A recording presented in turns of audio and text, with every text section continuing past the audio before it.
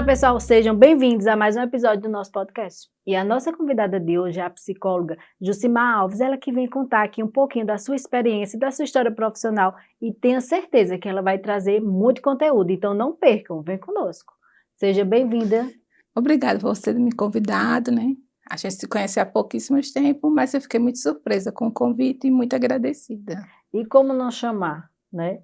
Mesmo com pouco tempo que conhecemos, mas temos que reforçar o trabalho, né, dos profissionais que estão aí na frente do mundo atípico, dessa inclusão. E como não poder chamar para que você possa contar a sua experiência nesse mundo profissional como psicóloga e atendendo essas mães atípicas.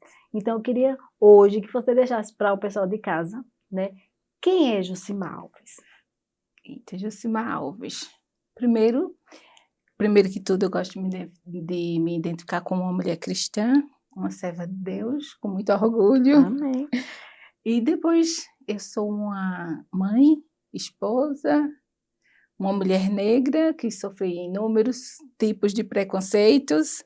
Já aconteceu comigo de eu perder uma paciente porque quando ela me olhou, ela disse, não vou ser atendida por ela, por conta da cor.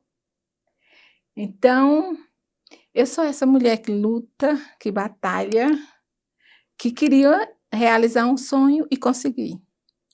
E veio hoje contar a sua história. Isso, E exatamente. eu queria saber como é que levou, né, a senhora, posso chamar assim? Pode.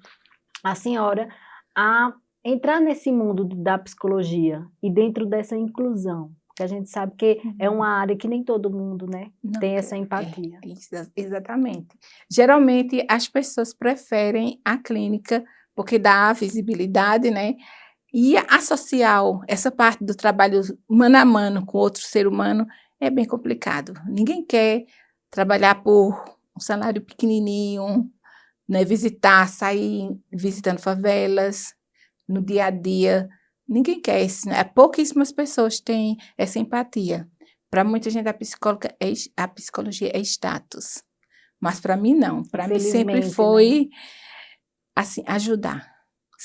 Sempre, desde o início, foi, eu preciso ajudar pessoas, especificamente mulheres. Então, foi por aí que eu entrei na psicologia para ajudar mulheres. Faz quantos anos que a senhora já é formada e que vem dentro dessa inclusão? A gente vê que a senhora fala mulheres, né? É. Então, assim, mulheres, mas a gente entende também que esse mundo atípico. Como é que isso começou? Bem, quando eu pensei mesmo em fazer faculdade, assim, foi uma época bem difícil da minha vida.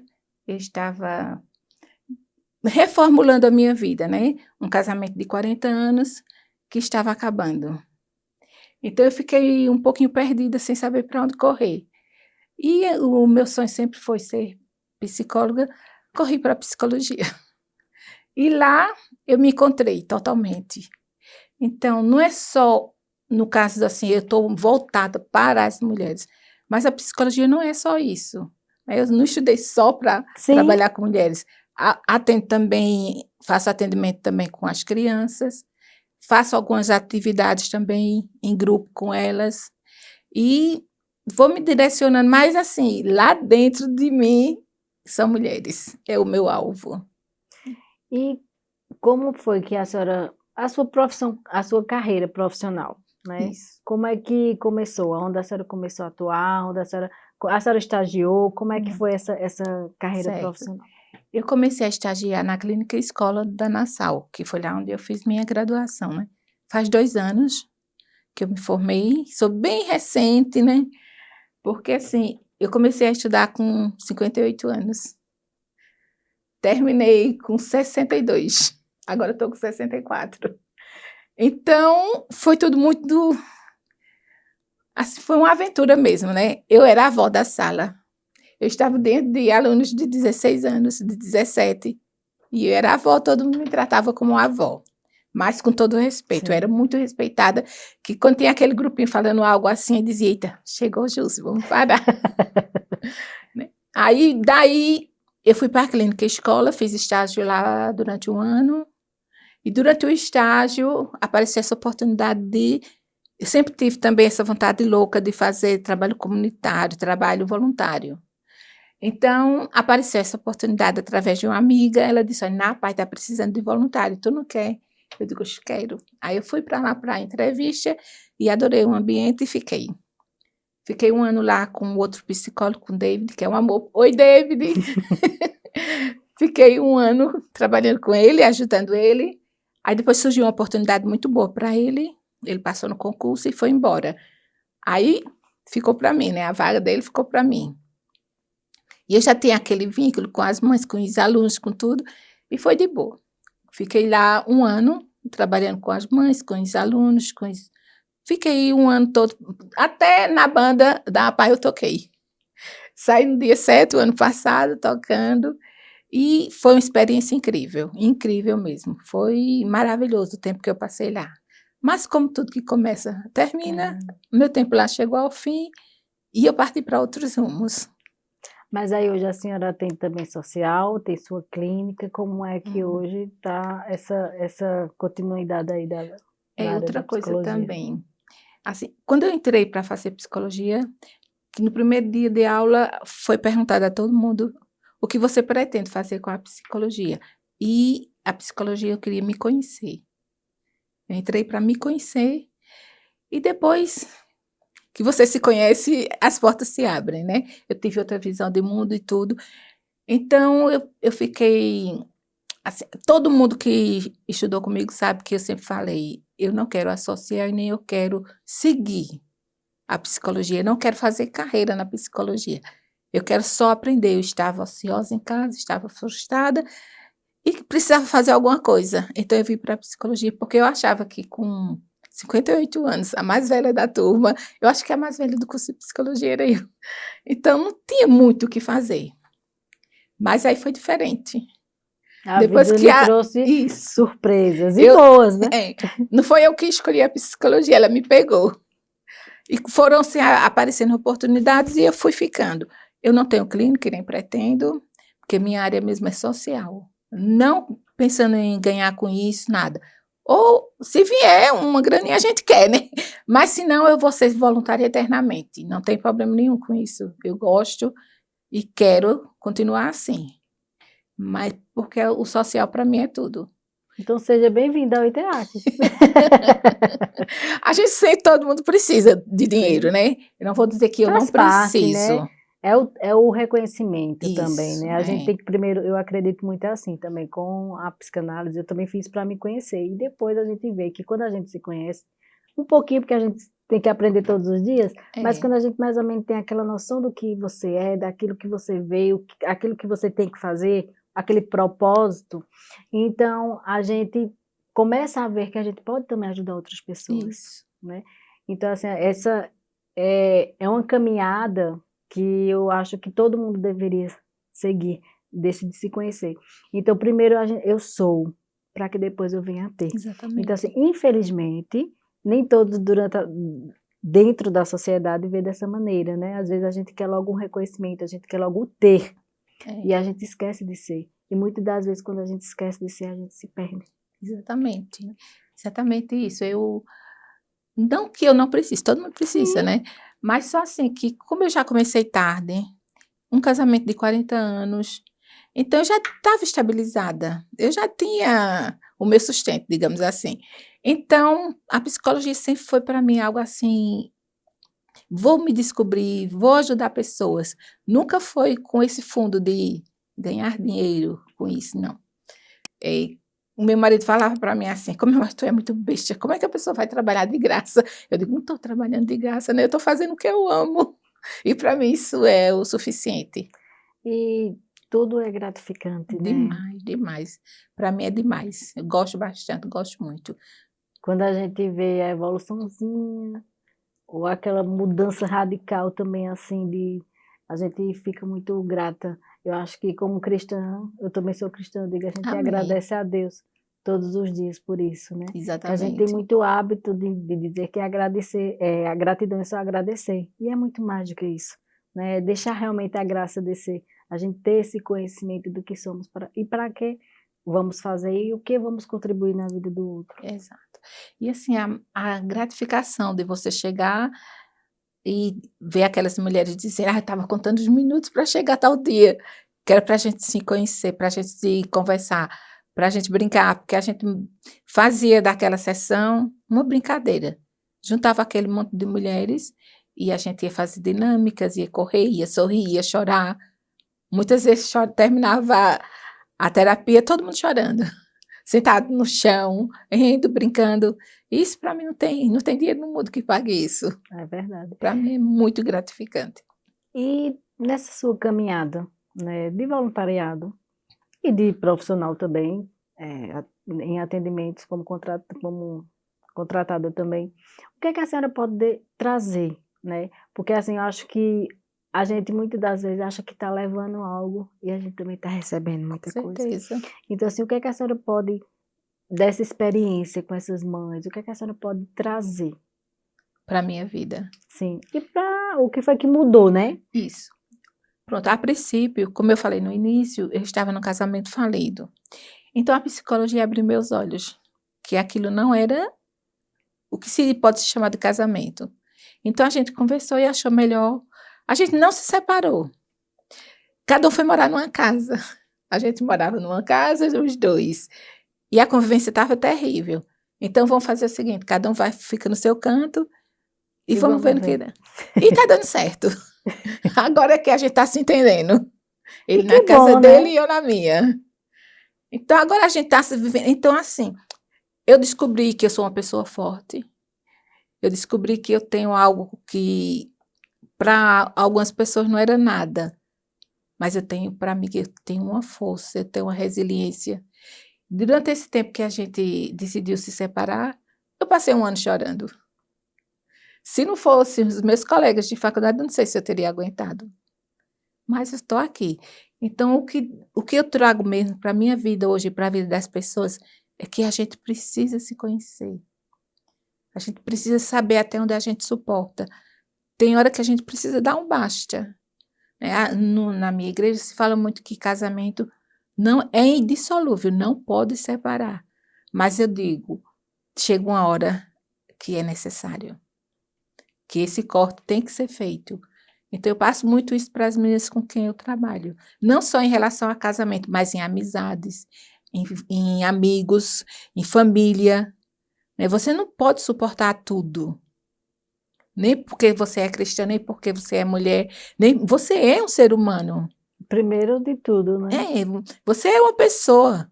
Você não está ali para suportar tudo que as pessoas vão fazer com você, você só ficar, tá certo, assim, não. Tem que reagir. Então, isso que eu passava muito para as meninas era realmente ter essa força que elas têm. Não só em casa, mas até no trânsito, em pegar um ônibus e alguém ficar criticando. Reaja, gente. Diga para ele, mostre quem é seu filho. Não vamos ficar chorando. Descer do ônibus e chorar na calçada vai resolver o quê? Grite e fale. Leva a informação. Explique, ele é autista, por isso que ele tem esse comportamento. Não vamos só ficar caladinha lá, quietinha, não. Vamos falar. As pessoas precisam dessa informação. Não é porque você vê uma criança fazendo uma birra e você vai dizer, se fosse meu filho. Se fosse seu filho que tivesse autismo ou outra comorbidade qualquer, você ia tratar totalmente diferente. Então, vamos ter empatia, vamos ser solidárias. E eu passava muito para elas essa força que elas tinham de reagir, de não ficar quieta, de correr atrás de político, principalmente. Vamos atrás do prefeito, vamos atrás de um vereador, do deputado, vamos procurar ajuda.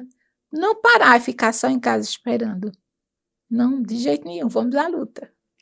E eu digo sempre assim, que melhor do que essas mães para trazer essas políticas públicas. Exatamente. Né? Eu, na minha concepção, não tem outras pessoas, tem que ser elas, porque elas têm que serem ouvidas, falar das dificuldades que elas têm e tem que trazer, porque a gente vê que elas são muito unidas. Muito, né? Demais. Então essa união delas é que vai fazer a força, é que vai trazer essa força, né? Não é fazendo baderna que a gente vai arrumar uma solução, não é fazendo zoada, mas sim trazendo a realidade, o que elas passam, e a gente sabe que é desafiador. Tem pessoas que falam, essa causa é bonita. Não, gente, não é causa bonita, não. É uma causa real, é dia a dia, é prática. A gente sabe que elas Isso. têm, né? O que a gente ouve e a gente que tem a simpatia, a gente também sofre junto com elas. Dirá elas que estão passando, né? Então, assim, o que a senhora pode trazer também nesse contexto para esse pessoal que está em casa? Essa realidade.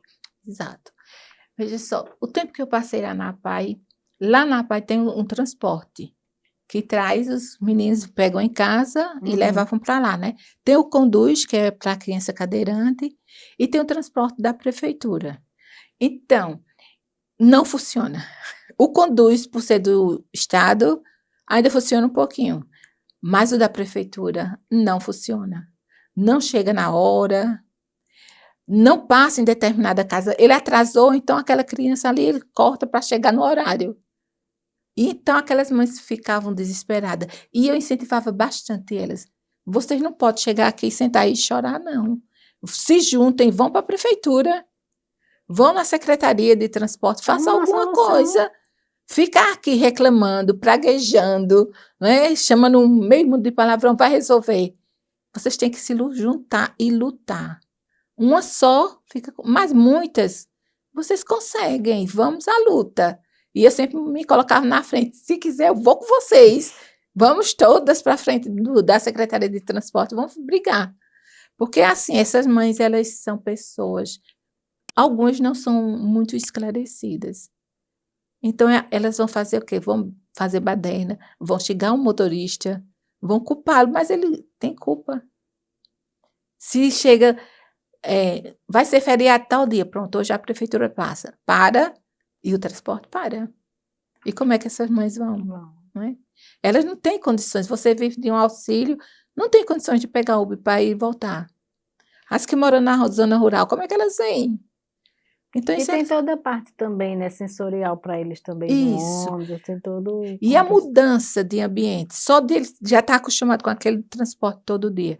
Se vai em outro, se para um Uber, eles não querem ir, porque eles identificam que aquilo não é o transporte da prefeitura, não é o transporte que eles estavam acostumados. Então já é uma luta para eles entrarem em outro transporte que não é aquele conhecido. A senhora falou assim algo bem interessante, né, que a senhora também que sofreu preconceito. Então será assim que foi esse preconceito que lhe trouxe essa força de entrar, né, nessa área social, de entrar nessa inclusão? Exatamente, foi exatamente isso. Porque aí eu queria o meu lugar no mundo. Já que eu não conseguia, eu fui lá e busquei. Fui lá e disse, eu quero. Não vem, eu vou. Não vem, eu vou. Então foi exatamente isso. Porque assim, desde criança, você sabe que uma menina negra numa escola, eu estudei como bolsista no 7 de setembro. Isso há 40 e tantos anos, era um preconceito terrível. Né? Você ser bolsista já era um preconceito, e você ser negra ainda era pior. Mas isso não impedia de eu ser a mais inteligente. Se eu estava lá como bolsista é porque eu era inteligente. Ou teve aquela seleção para... Todo ano tinha seleção para as melhores de uma determinada escola, ganhava bolsa. E eu ganhei, não foi à toa. Eu ganhei porque eu era merecedora. Sim, e já tinha seu lugar. Já tinha meu lugar. Só as pessoas talvez não soubessem, mas já tinha. Aí daí foi que começou, eu passei por coisas terríveis. E depois de adulta mesmo, eu morava num determinado lugar que era muito chique, nobre. Então, eu passava por todo tipo de preconceito. Deixa eu citar alguns exemplos. Você tem uma amiga que queira fazer faxina? Era desse jeito que eles me tratavam. Tem outros que diziam, o elevador de serviço é ali, viu? Porque eu morava igual a todo mundo, eu estava ali porque eu tinha condições. E são comentários desnecessários, né? Você nem tinha perguntado nada. Nada, mas as pessoas me... Tem outros São que cruéis. não entravam. Eu sozinha no elevador, o elevador era enorme, cabia 12 pessoas. E eu sozinha no elevador, e quando abria, que me via, não, a gente vai no próximo. Aconteceu algo bem interessante também. Eu fui fazer hidroginástica, porque tem uma piscina olímpica enorme. E eu me matriculei na hidroginástica e fui. E no primeiro dia, uma das meninas não quis ficar na piscina comigo. E ainda teve a ousadia de me perguntar, tu, patroa, deixa tu fazer hidroginástica. Como assim? Eu não podia simplesmente estar ali como qualquer inquilino tinha direito, então eu podia também. Ela falou para mim assim, tua patroa deixa tu fazer hidroginástica? E como era a sua reação? Eu já estava tão calejada, eu já vi tanto, né, que eu só ria. Eu disse, deixa, mulher, ela é boazinha, ela deixa. Aí no final da aula, a professora foi e falou, olha, nós temos uma nova aluna. Ela mora no primeiro bloco, no 2403, viu? Aí todo mundo, porque para elas, né, as meninas tudo chique, as dandoquinhas, porque aí achava estranho uma mulher negra estar ali na piscina com ela. E teve essa mesmo, ela não voltou mais. Enquanto eu estive na piscina quase uns 2 anos, ela não voltou. Porque ela não se sentia confortável comigo. Na mesma água que ela tá, eu está. Como se a minha cor fosse desbotar e manchar a branqueza dela. Então ela não voltou mais. Infelizmente, quem perdeu foi ela, né? Exatamente, porque eu fiquei 2 anos de bem com todo mundo, rindo e brincando. E E pela sua ignorância, vamos se dizer assim, isso. preconceito, quem acabou perdendo foi ela. Agora, já na faculdade, não. Na faculdade foi de boa. Não passei por nenhuma situação constrangedora, não. E na minha sala não era só eu, tinha várias. E é bom a gente ver isso porque a gente vê que se abriram as oportunidades para a gente, né? Que antes não tinha. Antes você não ia negro na universidade. E agora você vê, a sala tinha, diziam 20% da sala. A maioria também pelo ProUni. Então, as coisas melhoram bastante. Tem muita ainda, mas Mas já, já está um pouquinho sim. melhor. E ainda hoje, no meu dia a dia, é tranquilo. E agora também estou passando por outro preconceito que é mais interessante ainda, que é a idade. As pessoas falam assim, você não parece que tem 64 anos, você não parece. E eu sofro esse preconceito na fila. Se eu entro na fila preferencial, algumas pessoas dizem, bonitinha, entrou na passa na frente de todo mundo. E eu fico rindo, eu acho muito engraçado. Eu também não me justifico, que ninguém precisa saber quantos Sim. anos eu tenho, se eu não tenho. Eu estou na fila porque é meu direito e pronto. Então, são curiosidades da minha vida que são bem interessantes. Cada um tem carrega a sua história, É, né? Infelizmente tem umas histórias que poderiam ter sido melhores, porque não por depender de nós, mas sim do outro, do que aquele outro nos traz, né? exatamente. E a gente seria importante, e a senhora também como psicóloga falar sobre isso, que às vezes o que incomoda no outro é o que nós temos, Exatamente. né? É exatamente isso, porque a minha vivência, eu estar ali naquele ambiente que não era para mim, isso deixava as pessoas incomodadas, né? Mas não era para você segundo Segundo elas, ela. mas eu estava ali porque eu tinha mais, eu posso dizer assim que eu tinha mais condições do que ela, porque o meu apartamento era comprado, pago à vista. E muitas delas, inclusive essa, ela estava ali alugado. Alugou a casa dela e veio morar lá. E eu estava ali porque eu tinha direito de estar ali. Eu comprei meu apartamento, era meu. Então, assim, a gente tem também que ver que o que as pessoas veem em mim é problema delas, Sim. não meu.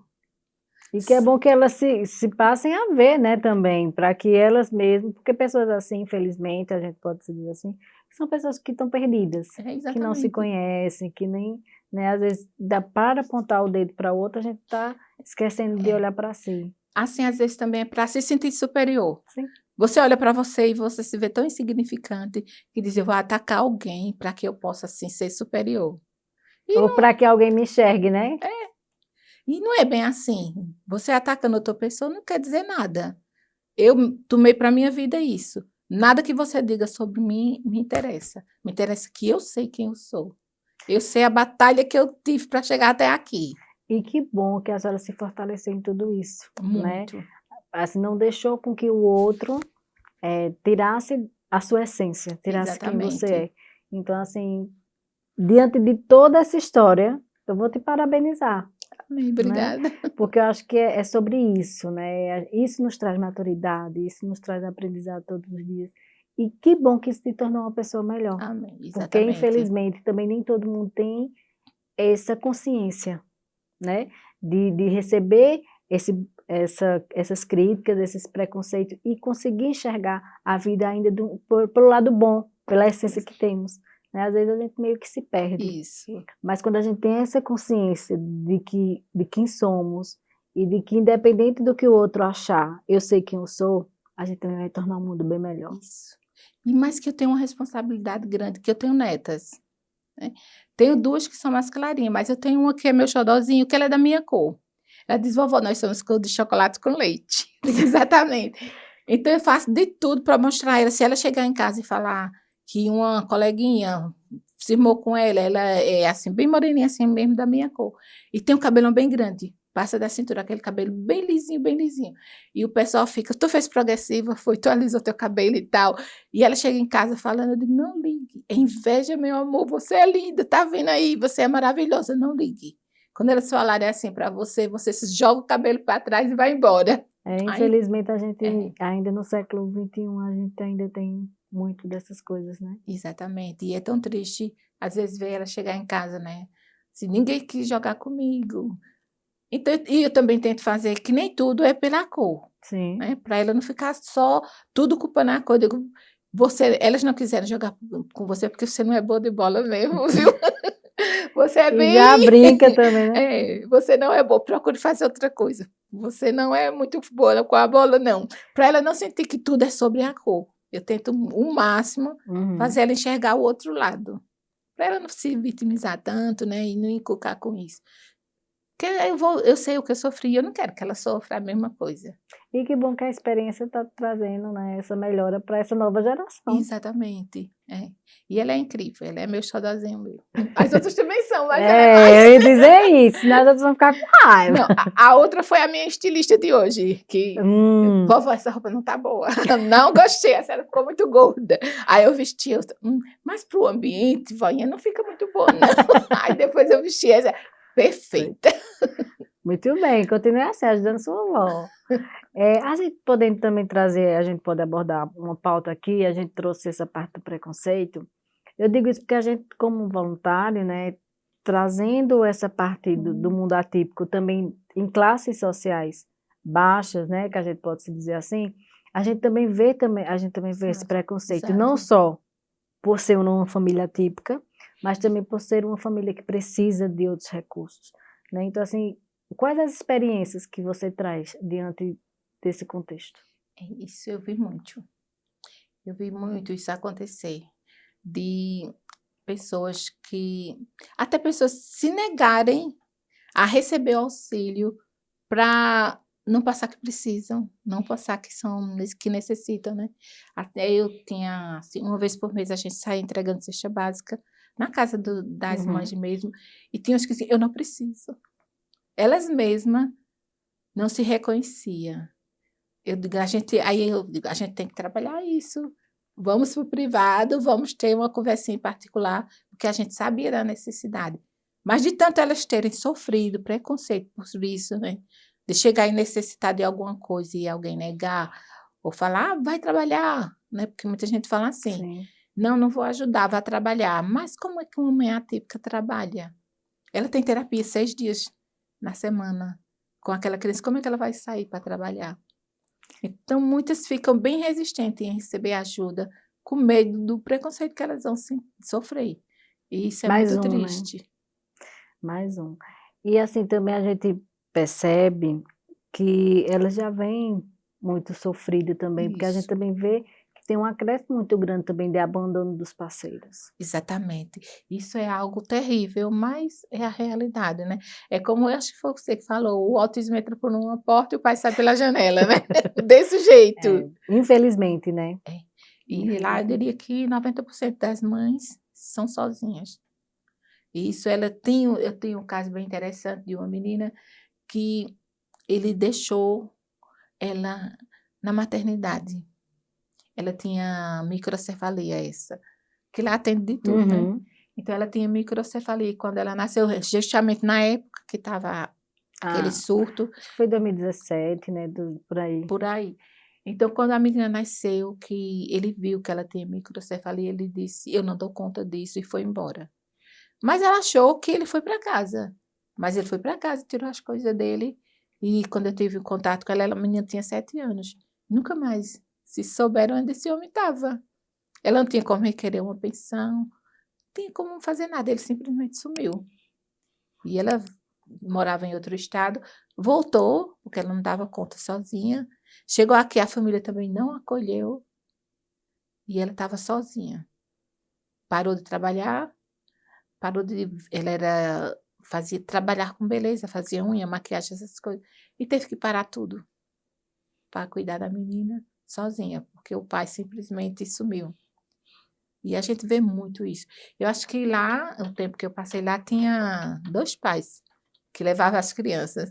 E não era constante, era quando ela não podia ir. Aqui também, nós tínhamos 2 pais, e hoje nós só temos um também, que ainda frequenta aqui, que traz a criança para a terapia. Ele mesmo vem toda semana, traz, né? Inclusive também traz pipoca para os meninos, né? Às vezes traz pirulito para os demais. Sim. Então, assim, a gente vê muito isso. E que eu realmente eu sinto, eu não sei nem o que dizer, Exato. né? Porque, assim, eu acho que um sentimento de você dizer que sente pena é muito forte, né? Eu acho que a gente não deve sentir pena por ninguém. Mas eu não falo das mães, não, tá? Eu falo dos pais, porque, assim, é uma falta de autorresponsabilidade, né? Eu acho que eles não sabem o que é responsabilidade. Porque eu acho que toda decisão que a gente toma, quando a gente faz uma escolha, a gente tem um resultado, seja positivo ou negativo. Então, se eu sou pai, independente de qualquer coisa, eu tenho que trazer para mim, primeiro de tudo, a minha autorresponsabilidade. Exato. Né? Então, assim, para os pais que estão em casa hoje ouvindo, seja típico ou atípico, que vocês possam entender que vocês são tão importantes quanto as mães, porque ainda também tem isso, né? Eles acham muito, essa gente vem muito dessa parte patriarcal, né? De que é a mãe que tem que educar e o pai tem que só trazer o recurso financeiro, o alimento. Então, assim, a gente tem que abrir a mente para isso, né? O pai, ele é tão importante quanto a mãe. A gente vê isso na psicanálise, na psicologia, o papel dos pais, né? Dos pais, né?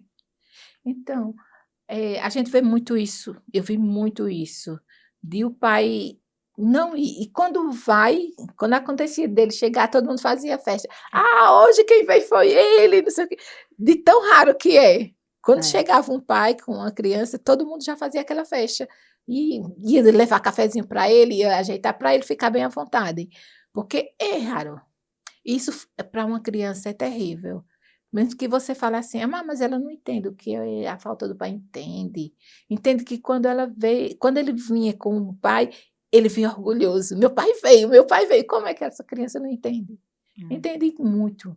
E às vezes a gente vê até a mudança de comportamento da criança, né? Com a mãe, ele tem um comportamento, e com o pai, ele tem outro comportamento, algumas crianças. Então a gente vê muito isso, né? Dessa mudança. E também as memórias afetivas, que o pai é importante dentro dessas memórias afetivas. Mas eu acho que na cabeça do homem não existe isso, não. Porque até mesmo o casal estando junto, ele não faz tanta questão de criar essas memórias. Para ele, a mãe é o suficiente. Ele trouxe o alimento, tá tudo certo. E a gente vê que não é, né? Que não é. Se a gente for pegar as fases da criança, a gente vê que até 7 anos é a mãe. Depois dos 7 é indicado que seja mais o pai, porque ele vai trazer outros aspectos, né? Que é necessário dessa visão paterna. Isso. Então, assim, também é importante que as pessoas que estão em casa, os pais, as mães, saibam ter essa informação, que existe fases que é mais a mãe mesmo, mas tem fases também que o pai é super importante. É aquela fase onde é cortado, né? Corta ali, você vai para frente e a mãe segue, porque eu acho que até 7 anos o filho tem aquela dependência emocional da mãe. Sim. É a primeira mulher, né? Apaixonado, né? Então, é o amor da vida dele, é a mãe. Mas chegou uma fase que ele vai crescer e ele precisa dessa presença masculina para ele também ter referência.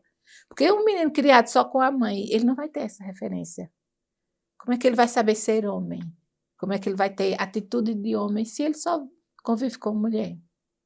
E o pai tem uma responsabilidade, a gente, entre os 7 ali, 16, 15 anos, que é de trazer também o que a mãe não traz, que é a responsabilidade, né? São outros caminhos que a gente vê de educações diferentes e que é existente. Por isso que eu falo muito assim, também aqueles pais que se separam, a gente tem que ter um olhar de que quem se separou são os pais e não a criança, né? Infelizmente, a gente vê muito isso no mundo típico também, né? Que quando separa, então, eu sei que existe a dor, da separação em vários casos, né? Porque, infelizmente, o Brasil é um dos países que os casamentos vêm de traições, vêm de Isso. coisas, né, muito fortes. Então, assim, a gente sabe que tem a dor, que tem todo aquele contexto, mas que a gente tem que pensar na criança, pensar nos filhos, independente da idade, né? Poxa, não deu certo com a minha esposa, não está dando certo? Mas e a família que eu construí, o meu filho? Como é que vai ficar? O que é que eu posso trazer de referência e que eu posso trazer o melhor para ele, independente? Veja a quantidade, né, de processos para pagar uma pensão, porque teve a separação. Então, na minha concepção, acho que a gente ainda também é muito prematuro nisso. Exatamente. Principalmente os homens. Parece que não entra na cabeça deles que a responsabilidade dele é tanto quanto a da mãe. Ele também tem responsabilidade na educação, no caráter daquele menino, né, ou daquela menina. Ele vai ter que ser formado e precisa da presença dos dois. Mas, infelizmente, não é assim.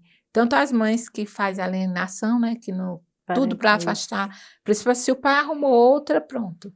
A mãe começa a colocar na cabeça dos filhos, né? Que foi abandono. Que foi traição, que aquela outra não presta, que o pai não presta. E daí a criança cresce com aquela divisão, que aquele pai realmente não é o herói dele. O herói, exatamente, não é o herói dele. Então, isso para uma criança é terrível. Ela, sendo uma menina, ela não vai confiar em homem, né? Ela já vai crescer sabendo que homem não presta. E pode gerar vários fatores, né? Exatamente. Psicológicos. E quando é menino, ele vai crescer sabendo que homem é ser aquilo. Que ser homem é ser igual ao pai dele. E daí já viu. E tá tudo certo. E tá tudo certo. É. Meu pai também fez, eu posso fazer. E aí já viu, né, no que dá. Mais um no mundo. Mais um problema para resolver. Isso. A gente vê também que está crescendo, né, o diagnóstico do autismo, por vários fatores. Mas a gente também começa a observar que existe uma maior demanda na classe social baixa, de baixa renda, com essas crianças atípicas. A gente vê que vem crescendo, a realidade do ITA, que a gente vê muito isso. E você, como é que está vendo essa... Bem, eu não sei se é por falta de informação ou se é mesmo algo bem típico da sociedade. Quanto mais o nível social é baixo, mais tem a proporção de ter filhos, né? A gente vê muito isso, que uma família hoje em dia normalmente é 2 filhos no máximo, 1 a 2 filhos. E numa família com uma classe mais baixa, eles têm 5, 6. Então, no mínimo 3. No mínimo 3, é. Mas a gente vê que isso está crescendo muito também por isso. Uma família bem esclarecida, que tem um filho atípico, ele para ali, né? Porque a chance de ter outro é muito grande. Já numa família que não tem toda essa estrutura, ela não, continua tendo filho. Eu cheguei a conhecer uma família que eram 4, 3 meninos e uma menina. Tudo atípico? Todos 4. E assim, de graus bem severos, não era nenhuma nível 1, era 2 e 3, 2 e 3. E como uma mãe sozinha, cuidando de 4 crianças atípicas, tem crescido assustadoramente. Eu creio que é mais por falta de informação mesmo. Porque se você sabe, ela falava para mim assim, mas eu não sabia que ia ser... Que podia ter outro, né? Eu digo, como assim você não sabia? Se você já tinha 1, já tinha 2, a chance do terceiro ser era enorme. A chance do quarto ser era praticamente total, era 100%. Ah, mas eu tentei. Veja, como uma pessoa chega a esse nível, você não é nem por você, mas você vai trazer mais uma criança para sofrer. Você não tem condições de lidar com 1. Como você vai lidar com 4? Isso também a gente entra na parte das responsabilidades das escolhas, né? É. Agora, isso é assim, não eram os 4 do mesmo pai. Era de pais diferentes, então ela achava que, por ser de pais diferentes, podia ser que não fosse, mas eram os 4. Então, ela vivia uma vida terrível, cuidando de 4 filhos. Ela chegava toda mordida, ela chegava chorando, tinha vezes que fazia aquela rodinha para abraçar, porque os meninos bateram, os meninos xingaram, um descompensou assim, do jeito que ela não pôde lidar. Eu tive um caso lá que esse era só um, essa mulher já era mais esclarecida, ela foi funcionária de banco e tal. ela só tinha um filho, mas ele era bem agressivo, ele era nível de suporte 3. Ele já tinha 45 anos. E ela tinha escrito que se um dia ele matasse ela, não foi ele, foi a doença. Que eu dizia que não era doença, mas ela falava assim, não foi ele, não foi meu filho que me matou. Ele não sabia o que estava fazendo. Isso ela tinha registrado em cartório e tudo. Veja a situação. E você imagina com 4. É. E a gente vê também que esses níveis de suporte, o que vem crescendo é o nível 2, né? Que vem muito daquela fala não verbal. É, A gente vê muito essa parte também que vem crescendo bastante da fala. exatamente. A gente não tem muito como dizer, é tal motivo, Sim. né? Não tem como. Mas a gente está vendo realmente isso e é assustador. Como vamos lidar com essas crianças no futuro? Como eu falei para você outra vez, revoltando ao caso do menino que tem 45 anos, ela já tem quase 70. Quando essa senhora morrer, é só ele não tem irmão, ele não tem ninguém. O que vai ser dele? Para onde ele vai? Tem um lugar aqui em Caruaru que aceita essas crianças, que são Que adultos? eu conheço, não. Não tem. Aí vou fazer o quê? Então, isso é a minha preocupação.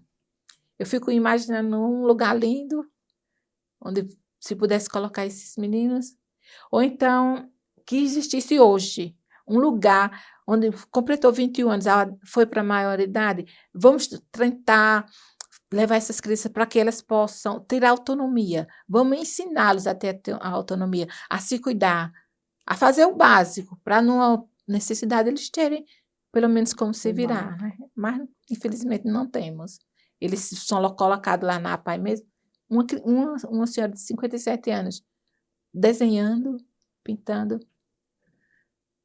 Quando ela mora com a irmã, quando essa irmã falecer, ela vai fazer o quê? Só é as duas. Ela não tem autonomia para nada. Eu acho que isso deveria ser feito. Alguém deveria se interessar por esse assunto e fazer alguma coisa. Não só o primeiro setor, mas todos eles, né? Todos eles. Eu acho que é porque ainda o Estado, o Brasil em si ainda está muito perdido voltado a isso, Isso. né?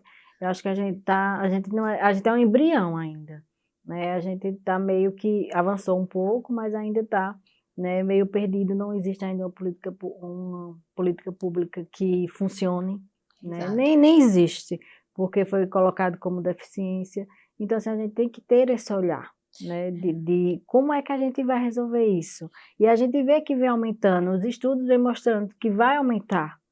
Além de aumentar os dias, a qualidade de vida, digamos, a quantidade de dias de vida dessas pessoas tem aumentado. Uma criança que dá o prognóstico de, aí não chega a 12 anos, hoje está chegando a 40. É, a última pesquisa que eu li é em média de 32 a 36 anos, né? Mas a gente vê que tem superiores, idades Isso. superiores, mas Conheço eles se bastante. baseiam nessa fase. Antes era, como a senhora falou, na adolescência ali, né? Mas a gente vê que eles estão realmente tendo. Então ninguém se preparou para o envelhecimento desse pessoal, né? Ninguém se preparou para isso. E isso me preocupa. Eu tive contato com eles e eu ficava assim, muito preocupada, sabendo, meu Deus, o que vai ser dessas crianças? Quando a família faltar. Porque se você tem 57 anos, você já tem uns pais bem idosos. E o que vai ser deles? Não tem como ser acolhido. Que a sociedade possa refletir sobre isso, né? Exato. Não só de querer ir em busca do conhecimento, de saber o que é, para que esse preconceito, essa visão preconceituosa, ela possa diminuir, né? Sobre o Brasil em si, É no isso. nosso estado, no Brasil. E também, assim, a gente começar a ir em busca de mais dessas políticas públicas, porque a gente sabe também que o Estado não está preparado. Tá não. Né? Não está preparado em relação a realmente a desenvolver essas crianças. Então, assim, poxa, o que é que a gente está fazendo? Né? O que é que a gente pode também, como cidadão, fazer? Exato. Então, eu acho que é uma reflexão. E, diante disso, eu queria que a senhora deixasse, né, uma mensagem final para as pessoas que estão em casa, para essa sociedade. Um olhar atípico para essa sociedade. Isso. Bem, assim, eu gostaria de dizer assim, não só para as mães que estão assistindo, Não só as mães que estão assistindo, mas os políticos. Você que tem aí contato com algum político, você que é próximo, tente levar para ele o que nós estamos falando aqui. Vamos ter uma visão mais direta nesse assunto. Não vamos só tratar a criança. Essa criança vai virar adolescente, esse adolescente vai virar adulto, e esse adulto vai virar um idoso. Então, eles precisam ter políticas públicas que possam ampará-los em todas as fases da sua vida, não só enquanto criança. Porque depois dessa fase de criança, eles crescem, gente, eles vão fazer o quê? Essas crianças, elas precisam estar em um ambiente onde elas possam ser estimulados a ter autonomia. Não lá, sendo tratados até o fim da vida como criança. Eles têm que ser estimulados a ter alguma autonomia, quando eles possam saber o básico. Saber tomar banho sozinho, saber ir no mercado, Comer, saber preparar uma comida, né? E a gente não vê isso. A gente vê um local onde eles são levados para lá e são tratados eternamente como crianças. E eles não são crianças. Amém. Muito obrigada. Obrigada a você. Gratidão pela sua história, por esse bate-papo, que eu sei que foi muito importante para muitas pessoas que estão nos assistindo. Eu sei que muita gente aprendeu muito, né? Se não aprendeu, vou dizer igual o Cláudio que tem aqui, foi porque é besta. Né? Então, assim, gratidão de verdade. Saiba que o ITEAC está com as portas abertas. Amém. Né? E seja bem-vinda e até a próxima, se Deus quiser. Se Deus quiser. Quando precisar, é só chamar que eu estarei aqui. Obrigada a você. Até a próxima.